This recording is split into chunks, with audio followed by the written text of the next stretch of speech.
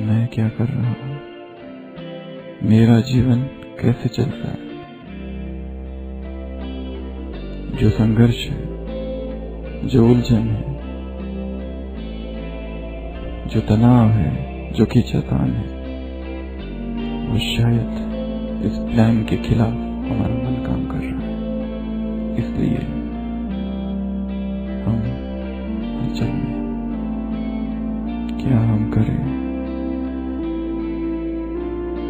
जो इस ड्रामा को एंजॉय कर सके। शायद भारत ही ऐसा देश होगा विश्व भर में जिसने इस विश्व को लीला का द डिवाइन शो नाटक, और किसी धर्म ने, किसी देश के किसी धर्म ने ये नहीं कहा कि ये लीला है। कृष्ण को लीला पुरुषोत्तम कहा जाता है, अभ्यास है, और वो है साक्षी भाव। हजारों धर्म है संसार में, परंतु सभी धर्मों में एक बात कॉमन है, और वो है साक्षी की अवस्था। ऐसे कुछ फिलोसॉफी संसार में आई जो भगवान को नहीं मानती है, परंतु वो भी साक्षी भाव को जरूर मानती है, विटनेस। कुछ सिद्धांत ऐसे हैं जहां पर भगवान एक विधि है, नहीं भी रहा तो भी संपूर्णता को पाया जा सकता है, धर्म की सर्वोच्च अवस्था तक पहुंचा जा सकता है।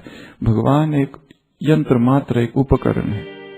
बुद्ध और महावीर ने भगवान को नहीं माना, परंतु हाँ, उन्होंने भी साक्षी भाव को माना है। और जब भगवान स्वयं धरती पर आए, जब बाबा इस धरती पर आए, हजारों मुरलियां है जिसमें साक्षी भाव, साक्षी दृष्टा का वर्णन है। अगर इस ज्ञान में साक्षी भाव न होता तो शायद ये ज्ञान भी अपूर्ण होता। तो आज इस सत्र में हम ये देखेंगे कि साक्षी भाव का अभ्यास कैसे किया जाए। ये हम सभी को पता है, ड्रामा रिपीट होता है, ड्रामा में नथिंग न्यू है, ड्रामा भगवान को पसंद है। ड्रामा से रिलेटेड संबंधित जितनी बातें हैं कई बार हमने सुनी है, परंतु सुनना एक बात है, समझना एक बात है। ये बुद्धि विलास हो सकता है, वाणी विलास हो सकता है, परंतु अनुभव कुछ और चीज है। समझा है, जाना भी है, परंतु शायद वो गहरा अनुभव अब तक नहीं है। इससे पहले कि हम साक्षी के वो सप्त द्वार, यदि हम गए कि बस साक्षी होकर सब कुछ देखो, ये तो हमने कई बार सुना है, पर ये होता नहीं है। इसके लिए हम कुछ सूक्ष्म, पहले स्थूल बातों की चर्चा करते करते सूक्ष्म तक आएंगे। हमारा अभ्यास पहले स्थूल होगा, फिर सूक्ष्म, और जो प्रैक्टिस यहां करेंगे, यहां से जाने के बाद वो प्रैक्टिस करते रहना है। केवल बुद्धि के तल पर समझ लेना, उससे कुछ नहीं होगा। आज की मुरली, सुबह की साकार मुरली, तुम्हारा पेपर कौन चेक करेगा? तुम खुद चेक करोगे। तो साक्षी स्थिति बहुत ऊंची अवस्था है। कैसे पहुंचे, किन चीजों का आधार लिया जाए? तो ऐसे हम 7 आधार लेंगे। ये 7 द्वार। सबसे पहला द्वार श्वास, ब्रेथ। साक्षी होकर अपने ही श्वास को देखना। और ये अभ्यास करने से पहले हम ये नहीं कह रहे कि ये योग के प्रयोग है। योग आप तो करते ही है या फिर कराते हैं। योग के बारे में बहुत सबको पता है, तो आज हम जो प्रयोग कर रहे हैं ये कुछ और है। ये सारे प्रयोग हमें अपने सबकॉन्शियस माइंड में छिपे हुए जो विकार है उन्हें देख पाएंगे। सबसे पहला अभ्यास श्वास। उस अभ्यास के लिए एक चीज की आवश्यकता है, वो है स्थिर शरीर। तो सभी स्थिर होके बैठेंगे। और जब हम कह रहे हैं स्थिर, तो ये अभ्यास, अभी तो सब सोफा पे बैठे हैं, पर यहाँ से जब घर जाएंगे तो ये अभ्यास जमीन पर बैठ के करना है। Triple lock. पहला पैर लॉक, दूसरा हाथ, जहां हाथ रख दिया बस वहीं रहेंगे, फिर उनको जरा भी नहीं हिलाना है। पेन, पेंसिल, डायरी सब बाजू में, और रीढ़ की हड्डी सीधी एकदम, जैसे कोई तपस्वी है, जैसे कोई योगी बैठा हुआ है, अचल अडोल, जरा भी हलचल नहीं शरीर की। जितना शरीर अचल होगा उतना मन स्थिर होगा। जहाँ शरीर आरामदायी स्थिति में बैठा होगा वो तपस्या की मुद्रा नहीं है। तपस्या अर्थात जैसे योगी बैठता है, उस अवस्था में बैठना है। और तीसरी शर्त, आंख बंद। तो सभी बैठेंगे क्रॉस लेगेड, जितना बैठ सके। जो नहीं बैठ सकते, जिन्हें असहनीय वेदना होती है, वो चाहे किसी भी मुद्रा में बैठे, परंतु हर मुद्रा में कमर सीधी हो। अब सबसे पहला अभ्यास जो है वो है श्वास को देखना। ये जो श्वास है, इसके साथ कुछ भी जोड़ना नहीं है। 1 2 3 4 1 2 3 4 कुछ भी नहीं जोड़ना है। शुद्ध श्वास को देखना है। श्वास आया गया, आया गया। श्वास को देखते देखते एक दिन अपने विकारों को देखने लगेंगे। श्वास को देखते देखते एक दिन चेतना के अंदर छिपे हुए वासनाएं दिखाई पड़ने लगेगी। श्वास को देखते देखते इस शरीर को समझने लगेंगे, शरीर है क्या, कैसे श्वास, क्रोध आता है तो कैसी गति बढ़ जाती है, काम वासना जगती है तो कैसे श्वासों में परिवर्तन होता है। श्वास को देखते देखते विकारों को परिवर्तन कर देंगे। तो सभी अलर्ट, स्थिर, उंगली भी न हिले। हाथ जो रख दिया वो रख दिया। अपनी आत्मा तक पहुंचना है, उसमें छिपे विकारों तक पहुंचना है, उन विकारों को देख लेना है, श्वास को देखना। और यह अभ्यास अलग अलग समय पर करना, दिन भर में कहीं पर भी किया जा सकता है, जब भी समय है चेयर पर बैठकर। अन्यथा दोपहर का समय सबसे अच्छा समय है, जहां पर बैठो और केवल देखो।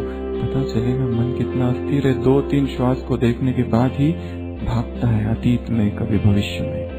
कितना अस्थिर है ये मन। जंगली हाथी है, पालतू बनाना है, डायरेक्ट अटैक नहीं किया जा सकता है। आलम्बन लेना पड़ेगा कुछ और चीजों का। ये निर्विकार अवस्था है। श्वास आ रहा है तो कोई सुख नहीं, जा रहा है तो कोई दुख भी नहीं। ये निर्मोही अवस्था है चेतना की। उसको देखते देखते ही एक स्थिर अवस्था में हम पहुंचते हैं। पहला अभ्यास है साक्षी का। ये साक्षी का पहला द्वार है श्वास। दूसरा द्वार शरीर। फिर से इसमें ट्रिपल लॉक, एकदम स्थिर बैठना,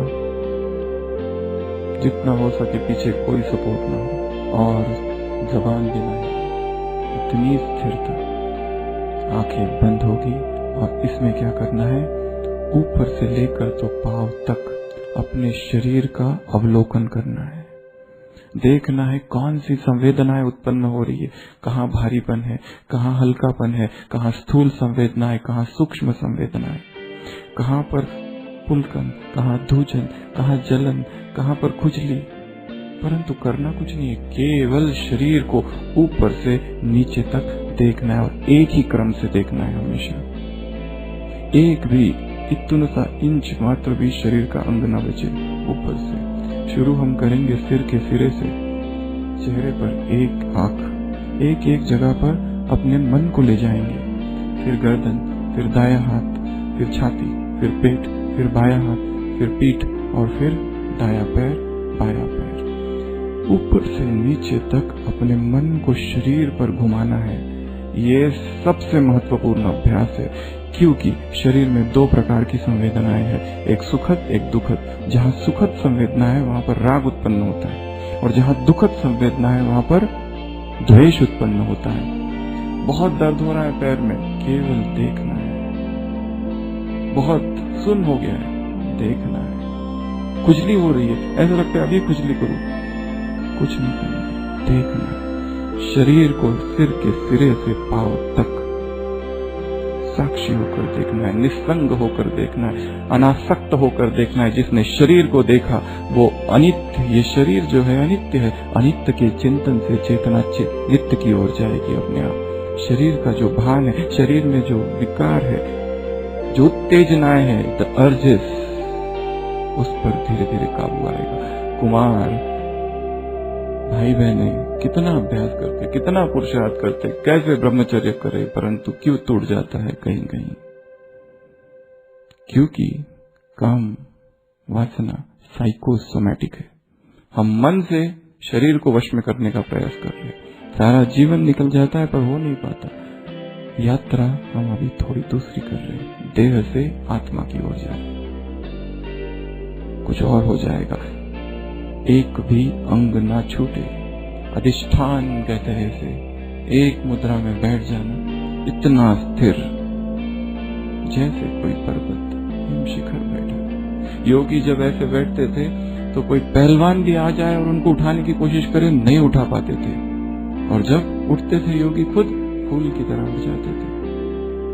कैसी पावर थी, क्या योग बल था वो, कैसी शक्ति थी वो।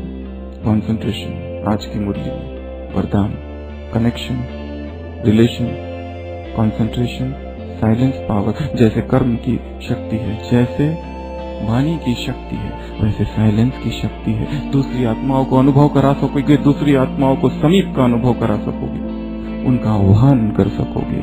परंतु इसके लिए लास्ट लाइन वरदान की, एकाग्रता की शक्ति बढ़ाओ।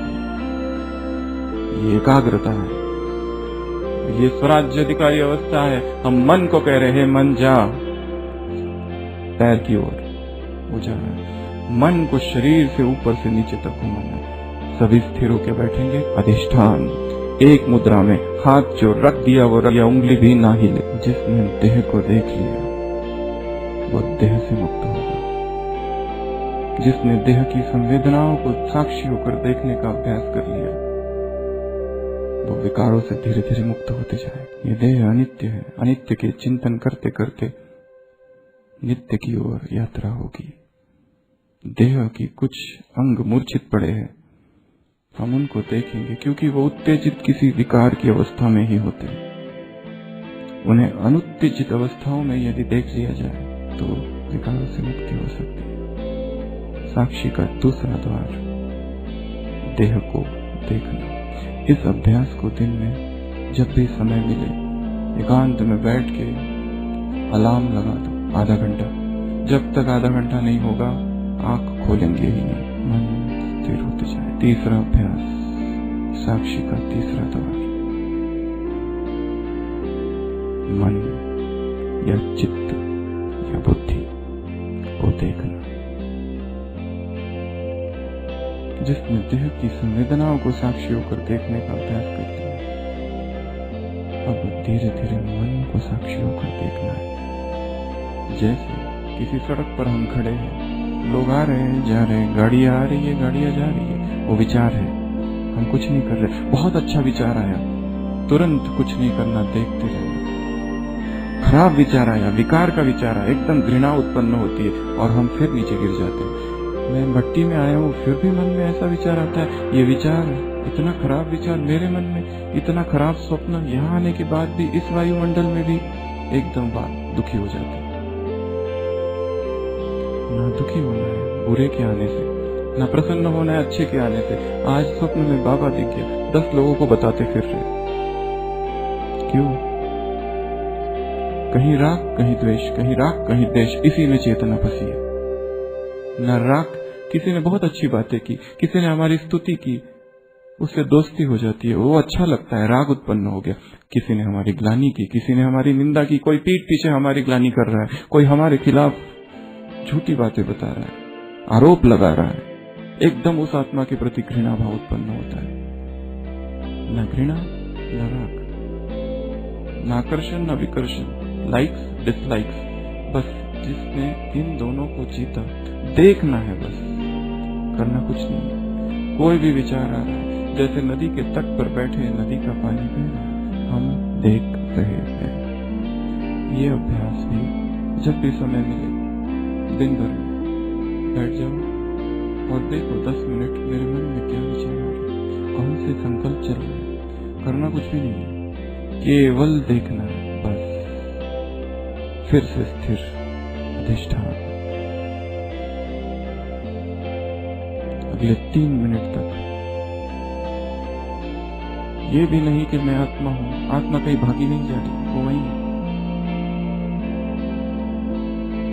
बोलने की भी आवश्यकता नहीं, केवल जैसे मैं झाड़ हूं, पक्षी है, एक एक विचार आ रहा है जा रहा है, और हर विचार अनित्य है, अनश्वर, थोड़ी देर के लिए है बस, नश्वर है, चला जाएगा। अभी अभी योग करने जा रहे हैं, कोई कहता है चलो हम सैंडविच खाते हैं, बस उधर चले गए। कोई कहते हैं वो करो, उधर चले गए। अचानक कोई विचार आ गया, बहुत अच्छे विचार, अचानक एक विचार आ गया, तुरंत भोग रहे उसको। विचारों को भोगना नहीं है, भोक्ता भाव और साक्षी भाव। विचार आएगा, आने दो, चला जाएगा। अच्छा हो या बुरा हो, कोई भी हो, मुझे केवल देखना